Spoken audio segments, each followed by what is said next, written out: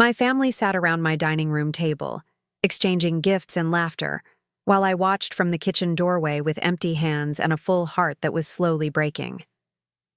20 minutes later, when my uncle stood up to toast Linda's incredible generosity for hosting us in her beautiful home, I smiled and said, "Actually, Uncle Ray, this is my house.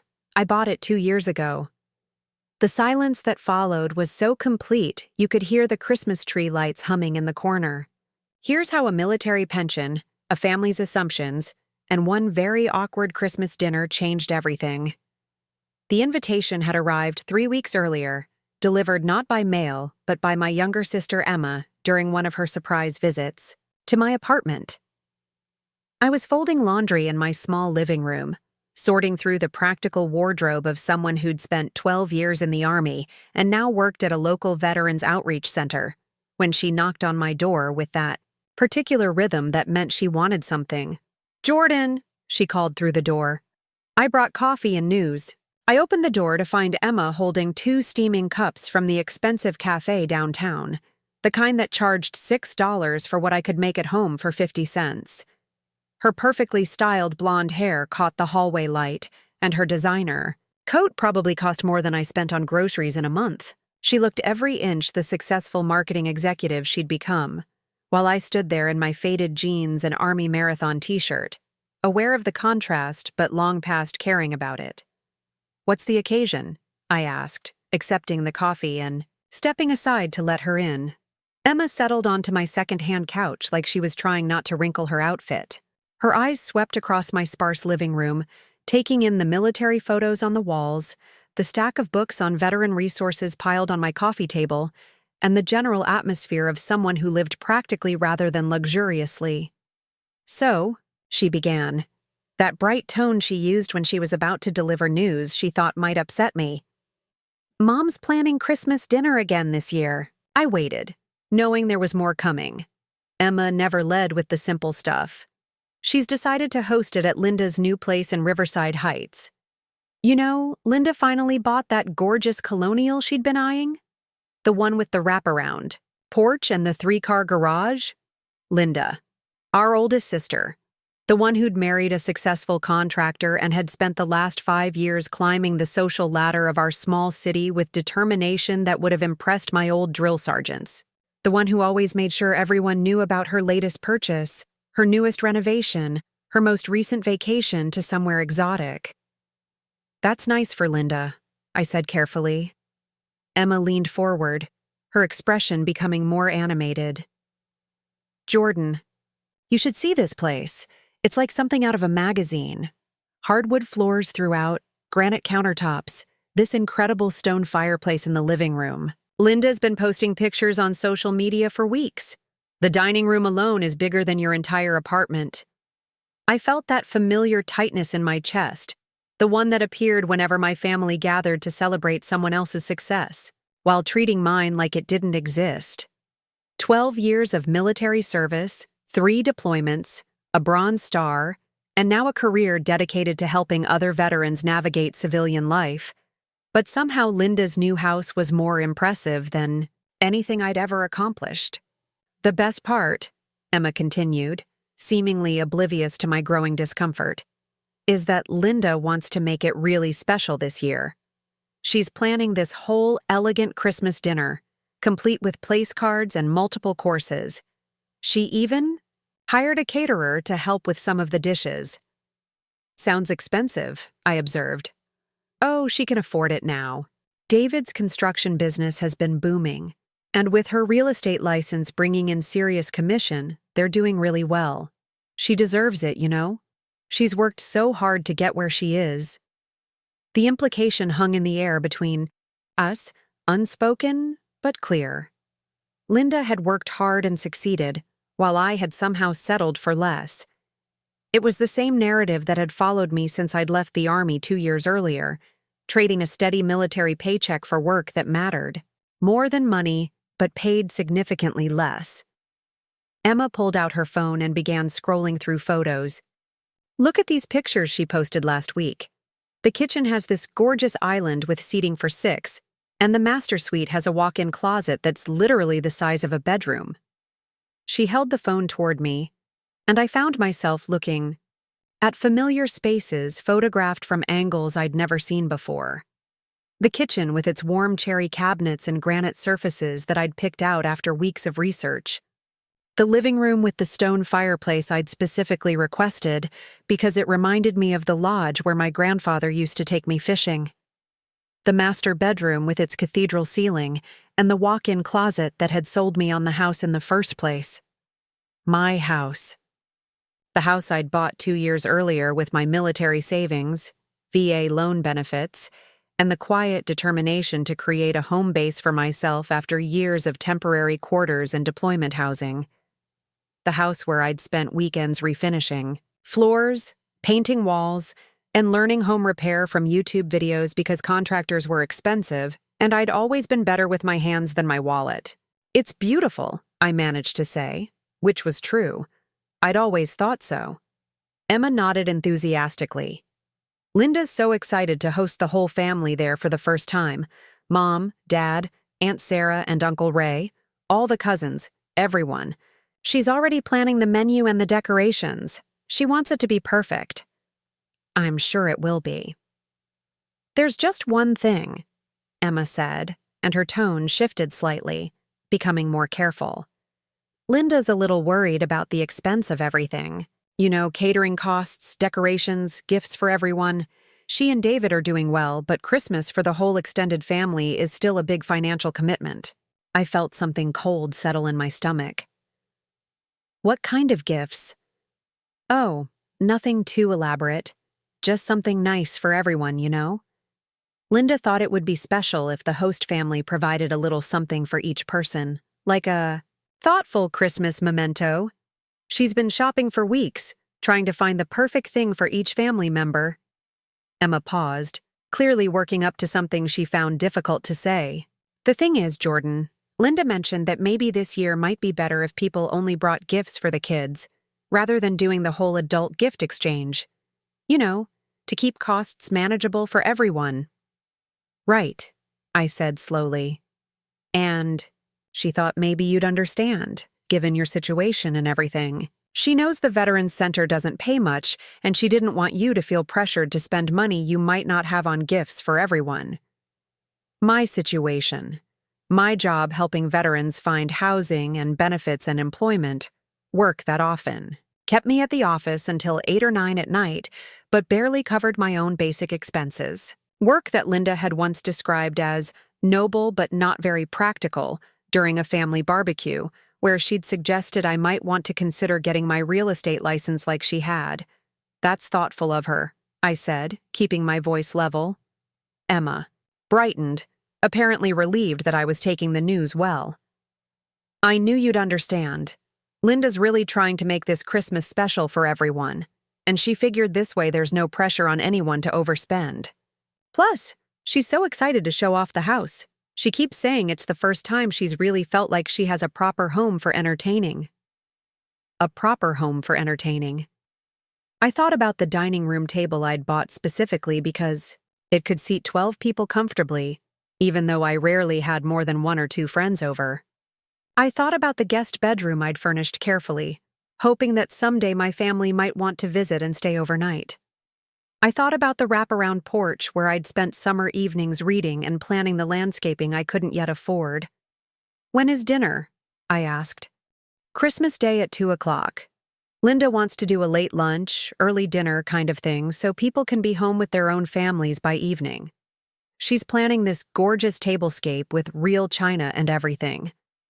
Mom's bringing her famous sweet potato casserole, and Aunt Sarah's handling the pies. It's going to be like something out of a home and garden magazine." I nodded, picturing my own china cabinet, the one I'd inherited from my grandmother and filled with the good dishes I'd been saving for special occasions that never seemed to come. The cabinet that now apparently lived in Linda's house, holding Linda's dinner parties. "Will you be able to make it?" Emma asked. "I know you sometimes have to work weekends at the center." "I'll be there," I said. Emma stood up, smoothing her coat and checking her reflection in the hallway mirror. Perfect. Linda will be so happy. She's been worried that not everyone would be able to come, but she really wants the whole family there for the first Christmas in her new place. After Emma left, I sat in my quiet apartment, surrounded by the modest furniture and military memorabilia that marked my actual life, thinking about the house I'd bought and somehow lost without ever knowing it was gone. I thought about the down payment I'd saved for 2 years, the VA loan process I'd navigated, the closing day when I'd signed papers and received keys and felt, for the first time since leaving the Army, like I was building something permanent.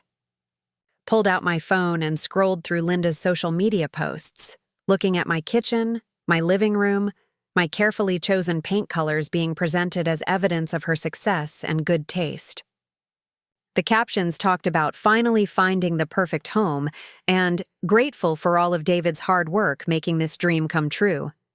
There were dozens of likes and congratulatory comments from friends and extended family members who apparently believed, like Emma did, that Linda had earned and purchased this beautiful space through her own efforts. That evening, I drove across town to Riverside Heights, parking across the street from the house I'd been making mortgage payments on for 2 years. The lights were on in the living room and I could see figures moving around inside. Linda's car sat in the driveway next to David's truck, both of them parked in spaces I'd cleared of snow just last week during the storm that had knocked out power to half the neighborhood. I sat there for 20 minutes, looking at my own front door, trying to understand how I'd become a guest invited to Christmas dinner in my own home, trying to figure out when my family had decided that Linda's success was more believable than my own, even when the evidence of my achievement was literally the roof over their heads. My phone buzzed with a text from my mother. Emma told me about Christmas at Linda's. So proud of her for getting such a beautiful place. Can't wait to see you there, I typed back, looking forward to it. Because I was looking forward to Christmas dinner in my dining room, around my table, in the house I'd bought with money I'd earned through years of service and sacrifice. I was looking forward to watching my family celebrate Linda's accomplishment while sitting in the living room where I'd spent countless evenings planning my future. Most of all, I was looking forward to the moment when I'd finally tell them the truth. The truth was, I'd been living 2 separate lives for the past 2 years, and my family had only been paying attention to one of them. While they saw Jordan Martinez, the struggling veteran who worked at a nonprofit and lived in a cramped apartment, the reality was significantly more complex. What they didn't know was that the apartment served as my temporary residence, while I renovated and prepared the house in Riverside Heights, and that my work at the Veterans Center was supplemented by a military disability pension and investment, income that provided far more financial stability than anyone in my family realized. The disconnect had started innocently enough. When I'd first returned from my final deployment 3 years earlier, I'd moved into the small apartment as a transitional space while I figured out my next steps. The plan had always been temporary housing while I searched for something permanent, but my family had immediately categorized it as evidence of my reduced circumstances. The fact that I drove a reliable but unremarkable Honda Civic instead of a luxury vehicle, shopped at discount stores instead of boutiques, and wore practical clothing rather than designer brands had cemented their perception of my financial limitations. What they couldn't see was the spreadsheet on my laptop that tracked the investment portfolio I'd been building since my second deployment, when a fellow soldier had taught me about index funds and compound interest during our off hours. In Afghanistan, while other service members had spent their deployment pay on electronics and expensive leave trips, I'd been systematically investing in mutual funds and learning about real estate markets. By the time I'd left the Army, I had accumulated enough savings to make a substantial down payment on a house, with enough left over to maintain my modest lifestyle while building equity. The Veterans Center position paid $38,000 annually, which my family viewed as barely scraping, by compared to Linda's real estate commissions or Emma's marketing salary. What they didn't factor in was my military disability pension of $1,800 monthly, tax-free compensation for a back injury sustained during a convoy incident in Iraq.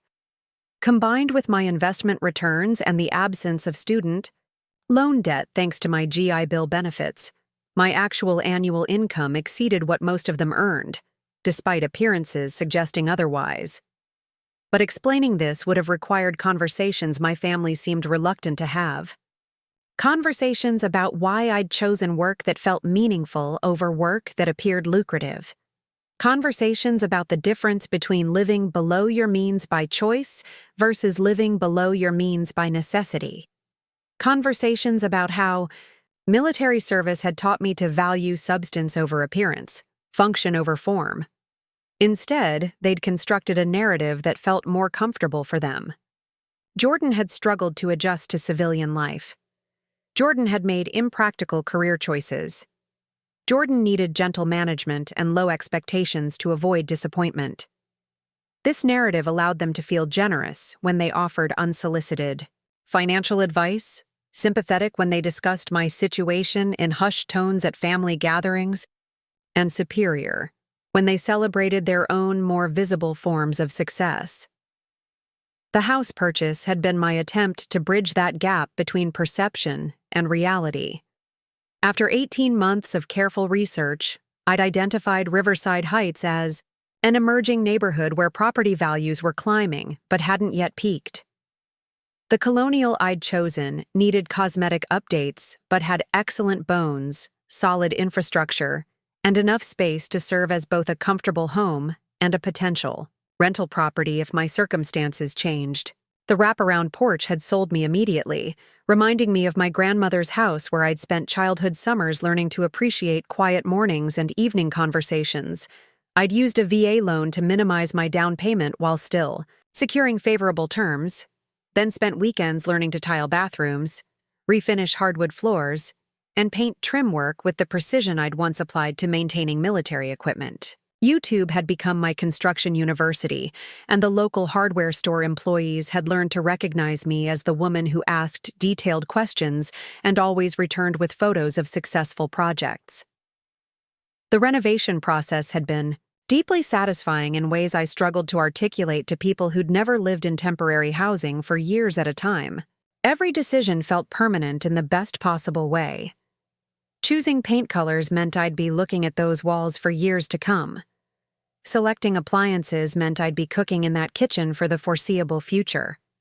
Installing ceiling fans and light fixtures meant I was creating spaces where I'd read books, host friends, and build the kind of stable home base I'd been dreaming about since my first deployment. But I'd made a crucial error in timing. Instead of announcing the purchase immediately, I'd decided to complete the major renovations before revealing my new homeowner status to my family. The plan had been to invite everyone over for a housewarming party once everything was finished, to surprise them with the transformation from the outdated property they might have remembered from previous years to the polished home I'd created. During those renovation months, I'd continued living in the apartment to avoid the dust and disruption of construction work, commuting to the house on evenings and weekends to manage contractors and complete projects myself. My family, unaware of this parallel life, had continued to view the apartment as my permanent residence and evidence of my limited resources. The mistake had compounded when Linda and David had begun house hunting in the same neighborhood. I'd watched Linda's social media posts with growing concern as she shared photos from various open houses, including several houses on streets adjacent to mine. When she'd posted about falling in love with a gorgeous colonial in Riverside Heights, I'd assumed she meant a different property entirely. The neighborhood had dozens of similar homes, and Linda's budget seemed focused on newer constructions or fully updated properties rather than the fixer-upper I'd chosen. The realization that Linda believed she'd purchased my house had dawned gradually, through a series of social media posts that featured increasingly familiar details. The stone fireplace I'd specifically requested during construction, the kitchen island I'd designed to maximize both storage and seating, the master bathroom where I'd spent 3 weekends installing subway tile with perfectionist attention to detail. At first, I'd convinced myself that Linda had simply found a house with similar features, Riverside Heights was the established neighborhood where many homes shared architectural elements and design trends. But when she'd posted photos of the specific light fixture I'd installed in the dining room, the custom shelving I'd built in the living room, and the garden bed I'd planted along the front walkway, denial became impossible. Somehow, Linda had begun representing my house as her own acquisition, and everyone in our family had accepted this claim without question. The logistics remained mysterious to me. I paid the mortgage directly through automatic withdrawal from my checking account. I maintained the homeowner's insurance policy. I received the property tax bills and utility statements. Yet Linda was hosting Christmas dinner and receiving congratulations for her successful purchase. The situation had forced me to confront uncomfortable truths about my family's perceptions and assumptions. They'd found it more believable that Linda, with her visible lifestyle and conventional success markers, would purchase an elegant home than that I, with my modest apartment and nonprofit salary, could achieve the same milestone. Their assumptions about my financial limitations had made Linda's claims seem reasonable, even though basic investigation would have revealed the discrepancies. More troubling was the realization that none of them had thought to ask me directly about my living situation or future plans. Emma's visit had been the first time in months that anyone had inquired about my circumstances, and even then, her focus had been on delivering news rather than gathering information. The idea that I might have been working toward homeownership, building equity, or planning for my future had apparently never occurred to them. Instead, they'd categorized me as someone who needed protection from financial pressure, someone whose limited resources required careful management and low expectations. Linda's suggestion that I skip the adult gift exchange wasn't malicious, but it reflected a fundamental misunderstanding of my actual situation. I could afford gifts for the entire extended family, but Linda had assumed otherwise based on outdated and incomplete information about my finances. The irony was that my financial discipline and long-term planning had made homeownership possible, while Linda and David's lifestyle appeared to involve significantly more debt and monthly obligations than mine. Their success looked more impressive because it was more visible, but my approach had prioritized building wealth over displaying wealth. Military service had taught me to focus on substance over appearance, and civilian life had reinforced the wisdom of that perspective. Now I faced the delicate challenge of correcting my family's misconceptions without humiliating Linda or creating permanent damage to our relationships. Christmas dinner would provide the perfect opportunity to reveal the truth, but the revelation would need to be handled carefully to preserve family harmony while establishing accurate understanding of everyone's actual circumstances. The next 2 weeks would require careful preparation and strategic thinking, skills I'd developed during military service and refined through years of project management and problem-solving. This situation called for precision, timing, and the kind of tactical awareness that had served me well in more challenging circumstances than family dinner. But first, I needed to understand exactly how Linda had gained access to my house and why she believed she owned it. That investigation would determine how I approached the Christmas revelation and what kind of conversation would be necessary. To resolve the confusion without destroying relationships I still valued despite their current complications. 2 days after Emma's visit, my phone rang while I was reviewing case files at the Veterans Center. The caller ID showed Linda's name, and I felt my stomach tighten as I answered, wondering what new development this conversation would bring. "Jordan!" Linda's voice carried that particular brightness she used when she was feeling generous and wanted to make sure I appreciated it. "I hope I'm not catching you at a bad time." I glanced at the stack of housing applications on my desk, each one representing a veteran struggling to find stable accommodation, and felt the irony settle heavily in my chest. "I've got a few minutes. What's up?" "Well, I wanted to call personally about Christmas dinner. Emma mentioned she'd talked to you, but I realized we hadn't spoken directly, and I wanted to make sure you felt comfortable with all the arrangements." There was something in her tone that immediately put me on edge. a kind of careful consideration that suggested she'd rehearsed this conversation. Linda had never called to check on my comfort level with family gatherings before. "I'm looking forward to it," I said carefully. "Good. I'm so excited to host everyone in the new place. You know, Jordan, I've been thinking about this a lot, and I want you to know that I really understand how challenging things have been for you since you left the Army." I paused, pen hovering over the housing application I'd been reviewing. "Challenging? How?" "Oh, you know what I mean. The adjustment to civilian life, finding work that pays enough to get by, trying to make ends meet on a nonprofit salary. It's admirable what you're doing at the Veterans Center, really. But I know it can't be easy financially." Linda's voice carried a tone I recognized from childhood, the same one she'd used when explaining to younger cousins why they couldn't have certain toys or participate in expensive activities. It was the voice of someone who considered herself worldly and practical, offering wisdom to those less fortunate.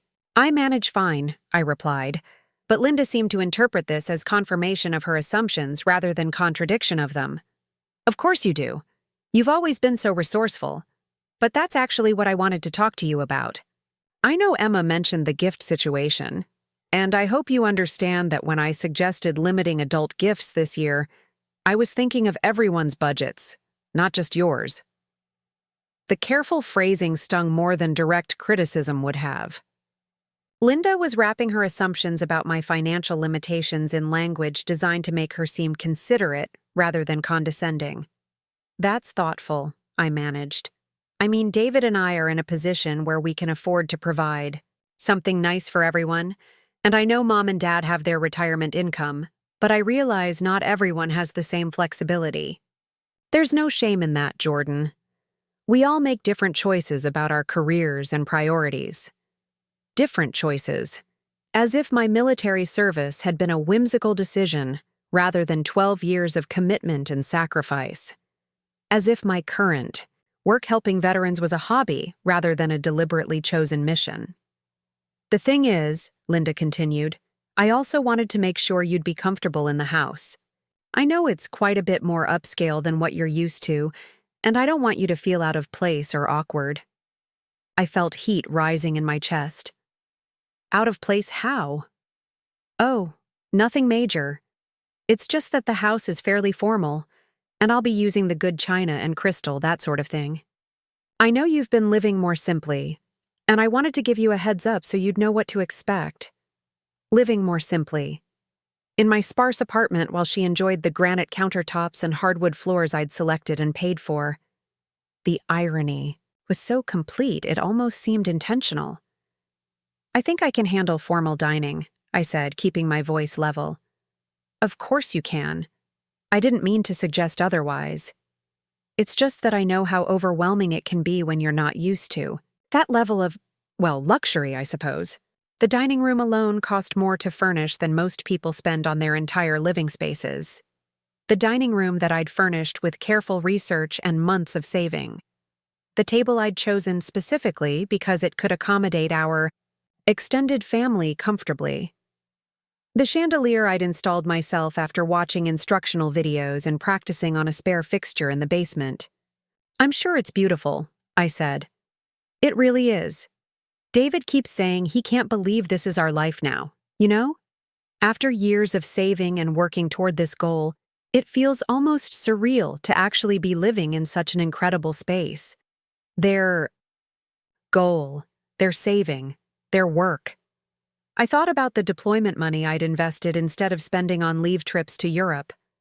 I thought about the evenings I'd spent researching neighborhood property values instead of going out with friends. I thought about the weekends I'd dedicated to learning home repair skills instead of relaxing after long weeks at the Veterans Center. The best part, Linda continued, is finally having space to entertain properly. You know how cramped things always felt at Mom and Dad's house when the whole family got together. Now we can actually have a civilized dinner without everyone crowded around that tiny table. I remembered helping my parents rearrange furniture for family gatherings, squeezing folding chairs around their dining room table to accommodate everyone. I remembered suggesting that I could host future gatherings once I had more space. only to have the offer dismissed with gentle laughter and comments about my little apartment. Plus, Jordan, I think you'll really enjoy seeing how the other half lives, you know? It might give you some ideas for the future, maybe some goals to work toward. Not that there's anything wrong with your current situation, but it's nice to have aspirations. Aspirations. Goals to work toward. As if homeownership was a distant dream for me, rather than a reality I'd achieved 2 years earlier. As if the house she was describing as inspiration for my future was actually the present I'd been living in and improving for months. I've been thinking about that, actually, I said, testing the waters. Oh, that's wonderful. I'm so glad to hear it. You know, if you ever want to talk about the home buying process, I'd be happy to share what I learned. It's complicated, especially with financing and inspections and all the paperwork. But it's such an incredible feeling when you finally get the keys to your own place. The keys to your own place. I thought about the set of keys in my purse, the ones I'd received at closing 2 years earlier. I thought about the spare set I kept at the Veterans Center in case of emergencies. I thought about the locksmith I'd called 6 months earlier to upgrade the security system. The financing was probably the most challenging part, Linda continued. You need significant savings for the down payment, and your credit has to be excellent. And then there's the whole mortgage approval process. David and I were so nervous until everything was finally approved.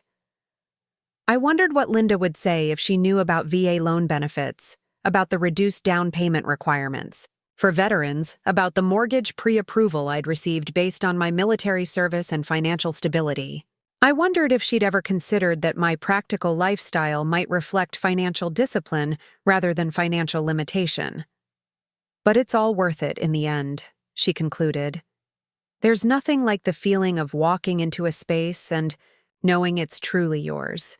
Every room, every decision, every improvement you make is building equity in your own future.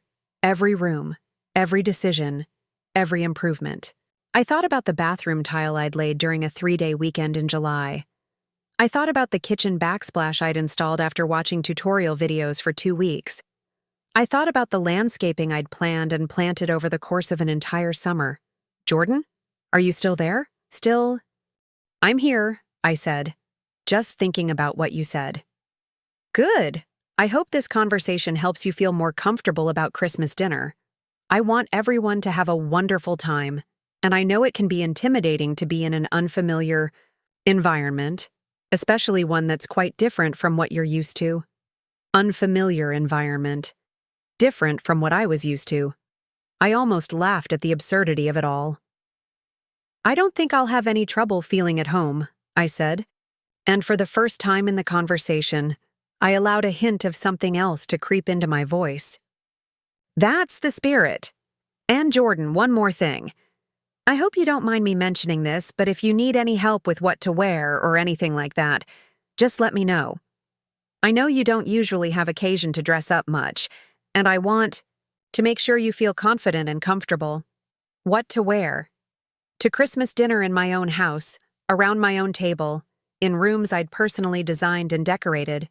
The suggestion that I might need guidance on how to dress appropriately for my own home was perhaps the most surreal element of this entire conversation. I think I can manage, I said. Perfect. I'm so looking forward to showing everyone the house. It's going to be such a special Christmas, having the whole family together in such a beautiful setting. I can't wait for you to see everything. After Linda hung up, I sat in my office chair, staring at the housing applications scattered across my desk. Each form represented a veteran seeking stable housing, searching for a permanent address, hoping to establish the kind of home base that I'd already created but somehow lost credit for. The conversation had clarified several things. Linda genuinely believed she owned my house, and she'd constructed an elaborate narrative about her journey to homeownership that somehow excluded my actual ownership entirely. More concerning was the extent to which she'd internalized assumptions about my financial limitations, assumptions that had apparently gone unchallenged by the rest of my family. Christmas dinner was going to be more complicated than I'd anticipated. The next morning, I decided it was time to investigate exactly how Linda had gained access to my house and why she believed she owned it. I started by calling my mortgage company, a conversation that I expected would be routine, but turned out to be far more illuminating than I'd anticipated. "Good morning, Mrs. Martinez," the customer service representative said after I'd provided my account information.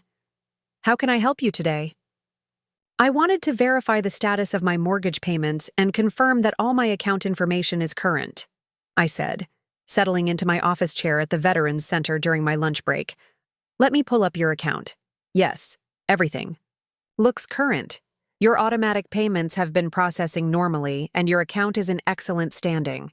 Is there a specific concern I can address?" Actually, I've had some family members suggesting that there might be confusion about the ownership of my property. Can you confirm that the mortgage is still in my name only? There was a brief pause while the representative reviewed the information. Yes, the mortgage is registered to Jordan Martinez only. The property deed shows you as the sole owner, and all correspondence is directed to your mailing address. Has someone suggested otherwise? Something like that. Is it possible for someone else to claim ownership of a property while the original owner continues making mortgage payments? The representative explained the legal impossibilities of such a scenario, confirming what I'd already known but needed to hear stated officially. My ownership was clear, documented, and legally unambiguous. Whatever was happening with Linda's claims, it wasn't based on any actual transfer of property or legitimate ownership change. My next call was to David, Linda's husband, a conversation I'd been dreading but recognized as necessary. David had always been more straightforward than Linda, less likely to engage in the elaborate social maneuvering that seemed to characterize my family's interactions. If anyone could provide honest answers about the situation, it would be him. "Jordan," David's voice carried genuine warmth when he answered. "Good to hear from you. Linda mentioned she'd talked to you about Christmas dinner. We're really excited to have everyone over." "That's actually what I wanted to ask you about," I said carefully. "I'm curious about the house. Linda's been posting photos on social media, and some of the rooms look familiar to me."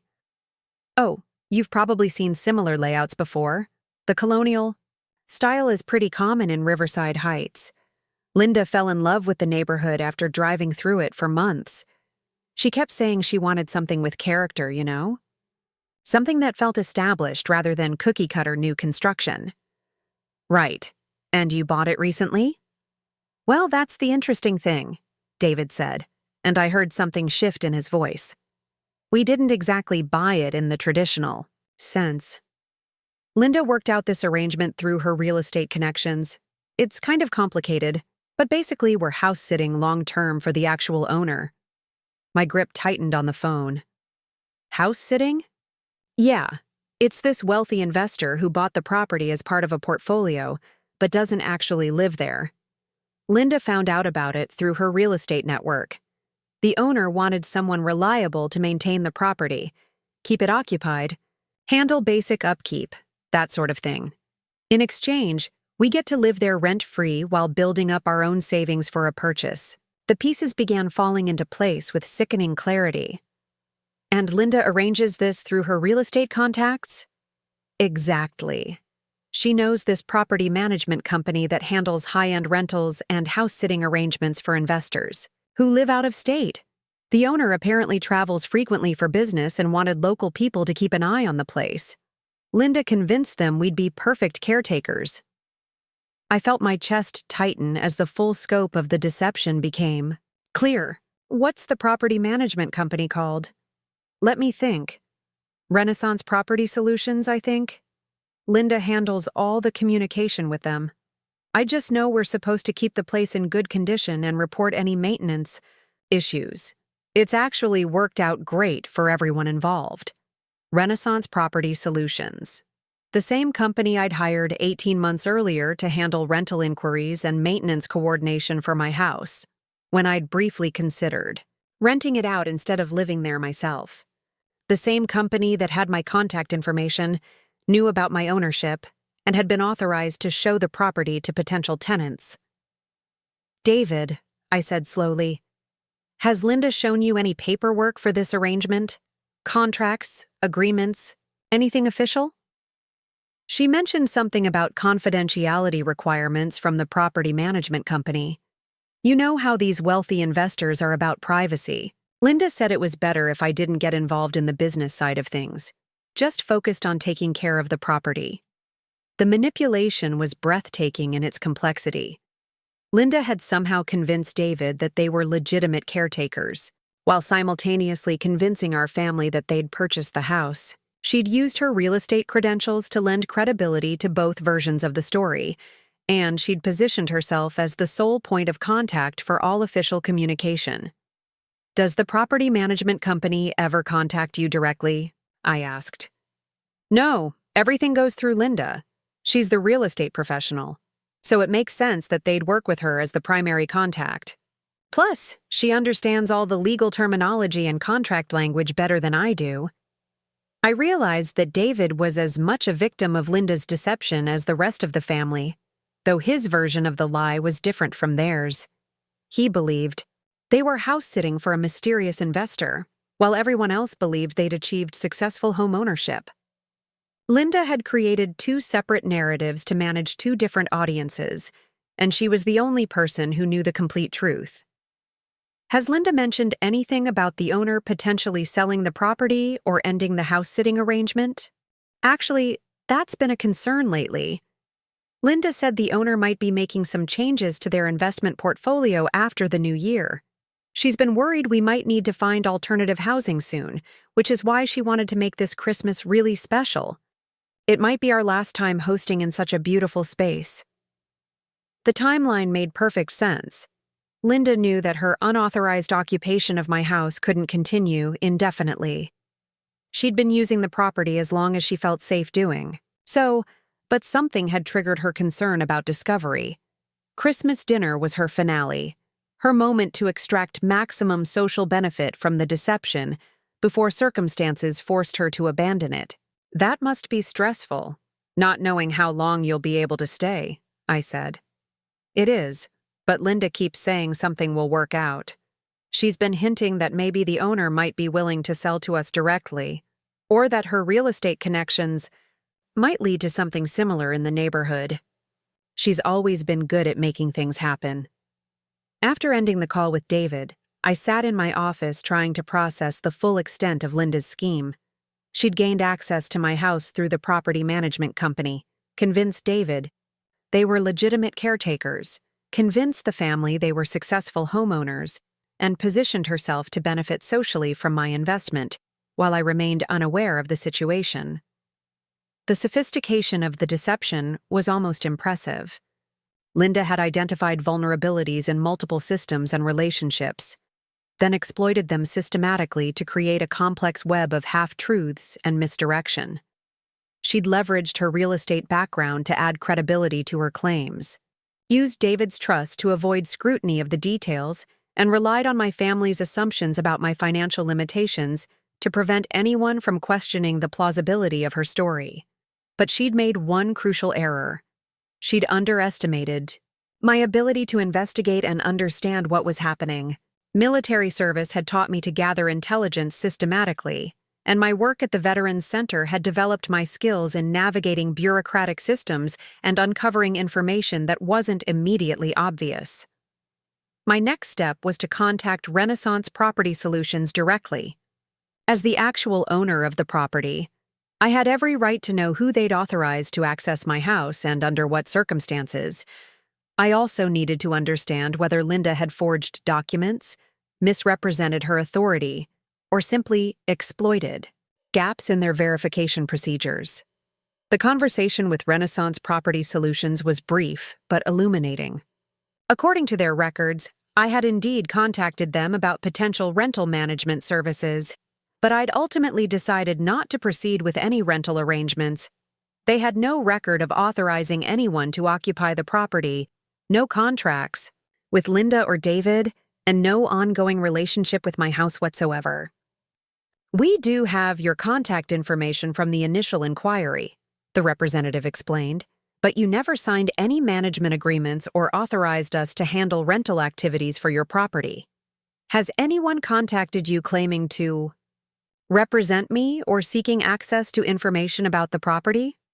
I'd need to check our communication logs, but nothing comes to mind immediately. If someone had contacted us claiming to represent you, we would have required proper authorization and documentation. The final piece of the puzzle clicked into place. Linda hadn't worked through Renaissance Property Solutions at all. She'd simply used their name to add legitimacy to her story with David. The property management angle was entirely fabricated, designed to explain how they'd gained access to the house without actually purchasing it, which meant Linda had obtained access to my house through some other means entirely. The most likely explanation was that she'd discovered my ownership through public records or real estate databases, then found a way to gain physical access to the property during one of my extended absences. I remembered a weekend in October, when I'd gone camping with friends from the Veterans Center, leaving the house empty for 3 days. I'd returned to find small changes that I'd attributed to my own forgetfulness. A coffee mug in the dishwasher that I didn't remember using. A throw pillow arranged differently on the couch. The thermostat set 2 degrees higher than my usual preference. At the time, I'd assumed I'd simply forgotten those details in the rush of preparing for the camping trip. Now I realized that Linda had likely been using my house regularly during my absences, becoming familiar enough with the space to represent it convincingly as her own residence. The revelation left me feeling violated in ways I hadn't expected. Linda hadn't just deceived our family about her living situation, she'd invaded my private space, used my belongings, and treated my home as her personal stage set for an elaborate performance of success. But it also clarified my position for Christmas dinner. I wasn't just correcting a misunderstanding or revealing hidden success. I was confronting someone who had deliberately and systematically violated my property, my privacy, and my family relationships for her own social benefit. The conversation was going to be more serious than I'd initially anticipated, and Linda's reaction was likely to be more dramatic than simple embarrassment or surprise. She'd invested significant effort in maintaining this deception, and its exposure would have consequences beyond momentary awkwardness. Christmas dinner was shaping up to be a confrontation rather than a revelation, and I needed to prepare accordingly. The next 2 weeks required careful planning that reminded me of mission preparation during my military service. I needed to orchestrate Christmas dinner in a way that would expose Linda's deception without destroying family relationships or creating permanent damage. The situation demanded precision, timing, and the kind of tactical thinking that had served me well in more challenging circumstances than family gatherings. My first priority was gathering irrefutable documentation of my ownership. I requested official copies of my property deed, mortgage documents, and homeowner's insurance policy from the relevant institutions. I also compiled bank statements showing my mortgage payments, property tax receipts, and utility bills spanning the 2 years since I'd purchased the house. The evidence needed to be comprehensive enough that Linda couldn't dismiss it as confusion or misunderstanding. I also began documenting Linda's unauthorized use of my property. During my lunch breaks at the Veterans Center, I drove past the house to observe patterns of occupancy.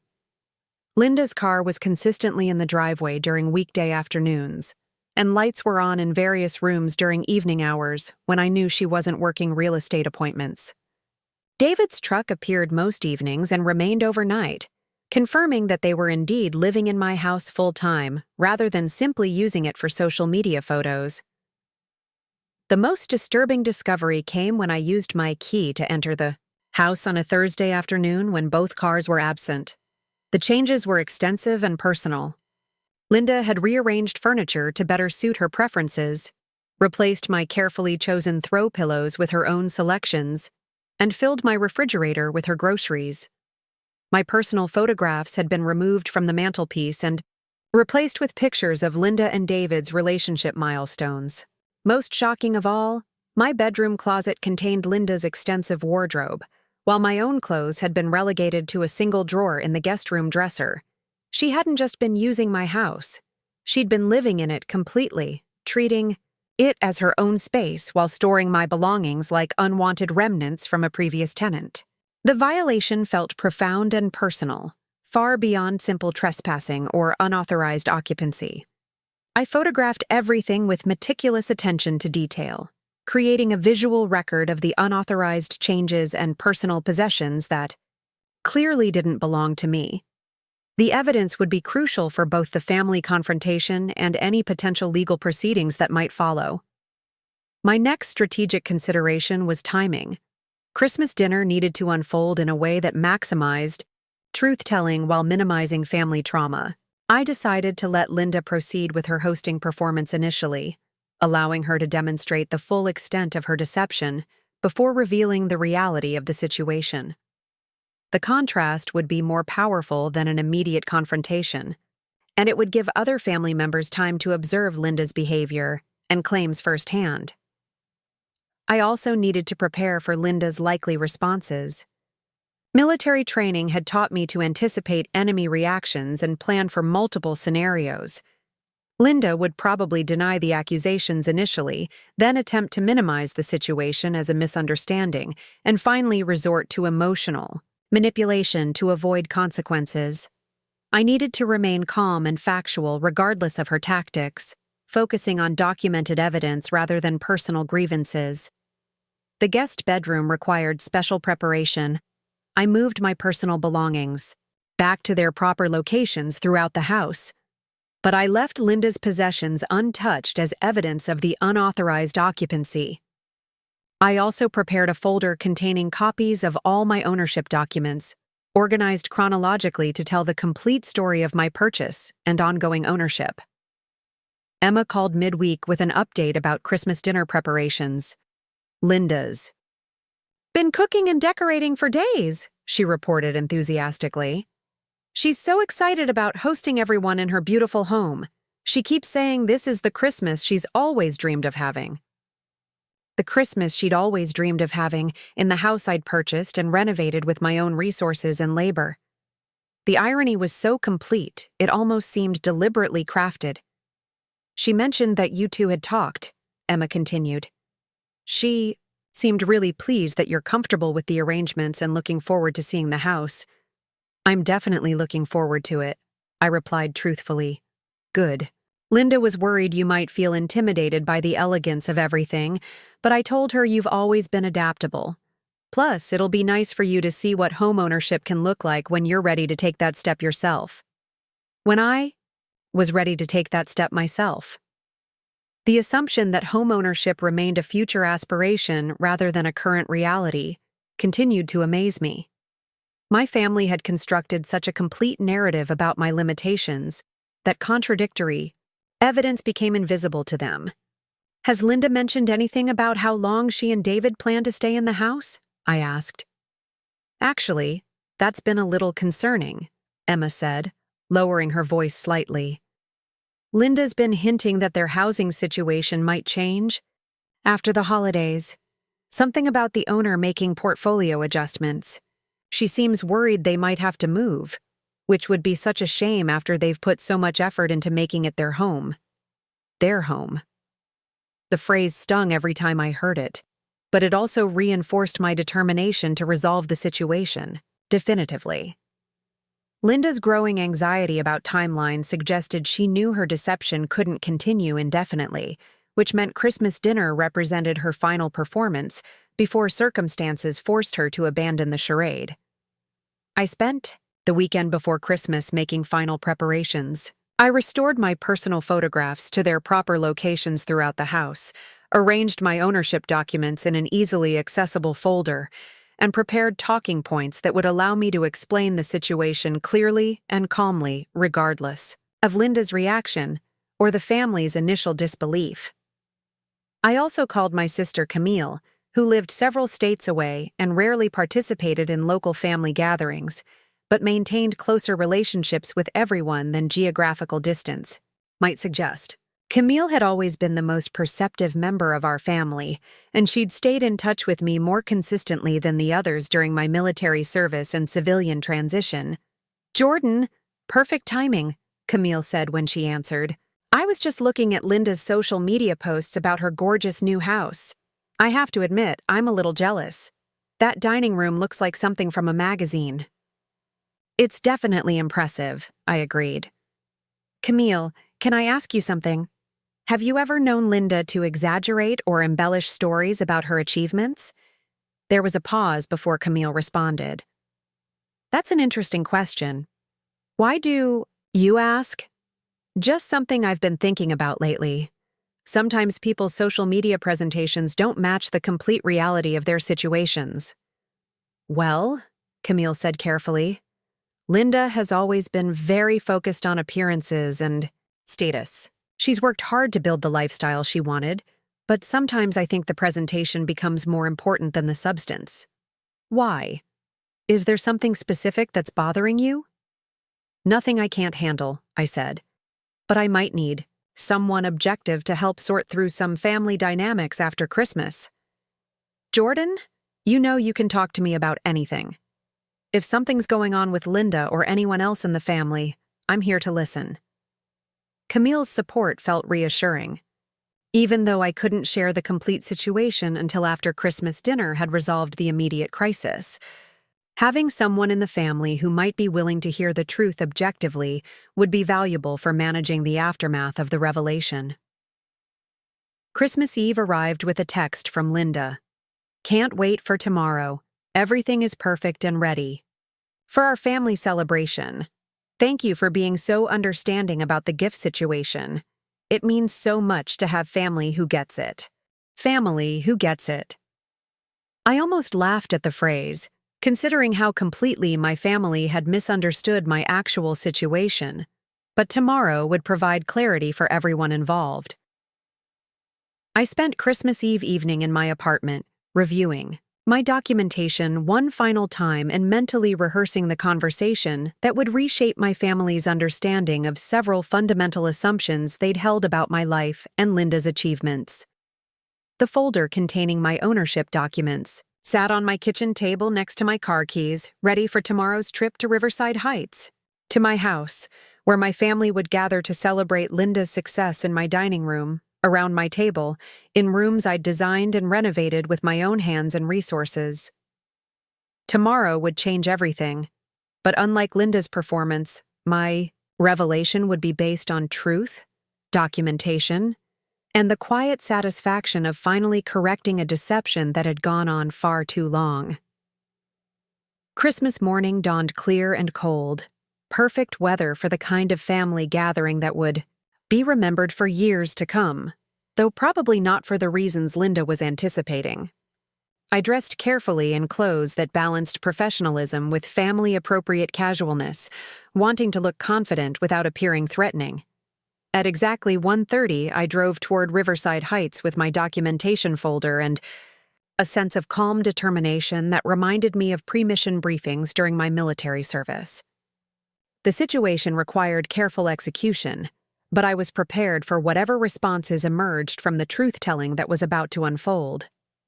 As I pulled into the driveway of my own house, seeing my family's cars already assembled for Linda's Christmas dinner performance, I felt a deep sense of anticipation mixed with relief. After 2 years of renovation work and months of watching Linda claim credit for my achievements, I was finally going home. If you've been following this incredible journey of family deception and hidden success, make sure to subscribe to our channel for more shocking stories about people who rose above others' expectations and assumptions. What happens next at this Christmas dinner will leave you absolutely speechless, and you won't want to miss how this confrontation unfolds when the truth finally comes to light.